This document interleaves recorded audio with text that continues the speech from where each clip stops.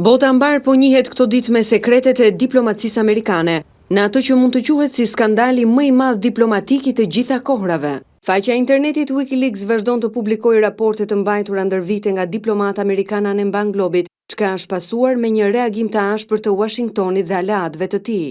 Gjithkush po mëson se si superfuqia e planetit Amerika e ka parë këto vite botën. Të gjithë janë të tërhequr nga këto sekrete, por ndahen në faktin nëse të tilla dokumenta duhen publikuar apo jo. Analistët Fatos Lubonja e Remzi Lani ndajnë gjithashtu mendime të ndryshme dhe japin arsyet pro dhe kundër publikimit të këtyre raporteve. Për Lubonjën, nxjerrja e tyre po e bën diplomacinë më të sinqertë se kurrë, sepse po nxjerr në dritë hipokrizinë e politikës. Unë jam më pozitiv në një farë kuptimi, sepse zbulohen të vërteta, zbulohet në një farë mënyrë hipokrizia e politikës në përgjithësi dhe i bëjnë një farë nderi diplomatëve amerikanë, i kanë shërbyer në një farë mënyrë shtetit të tyre. Për më shumë transparencë kemi pasur gjithmonë nevojë dhe do të kemi gjithmonë nevojë dhe në këtë kuptim kjo shpresoj ta ndihmoj transparencën e politikës dhe jo të krijojë mjete më sofistikuara për ta fshehur përsëri të vërtetën. Por e vërteta që ndoshta do të dilte mbas 30 vjetësh, fakti që del tani, ndoshta do ta bëj botën më të sinqertë. Pastaj zbulimi i këtyre të vërtetave, dalja në publike e këtyre, sigurisht që ka kundërthënjet e veta për rreziqet që mundet të krijojë për marrëdhëniet midis shteteve, për vetjetën e diplomatëve. Ndërsa për Remzi Lanin, publikimi i këtyre dokumentave duhet të ketë një limit.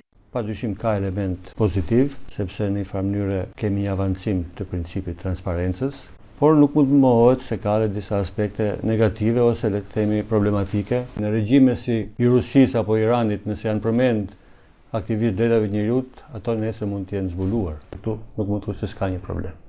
Për shkak se një parim themelor i cilin punon diplomacia, konfidencialiteti është i cënuar rënd. Historia Wikileaks në fundin e diplomacisë klasike dhe duhet kuptuar një herë mirë që kemi hyrë në një erë të re, ku sekretet me sa duket nuk do mund të mbahen si dikur. Balancimi i këtyre dy parimeve, konfidencës njërin anë dhe transparencës anën tjetër, duket se nuk do të jetë shumë i lehtë dhe do të hapë shumë debate. 250.000 raportet e publikuara një ditë më parë flasin për atë se si është bota në sytë e Shteteve të Bashkuara.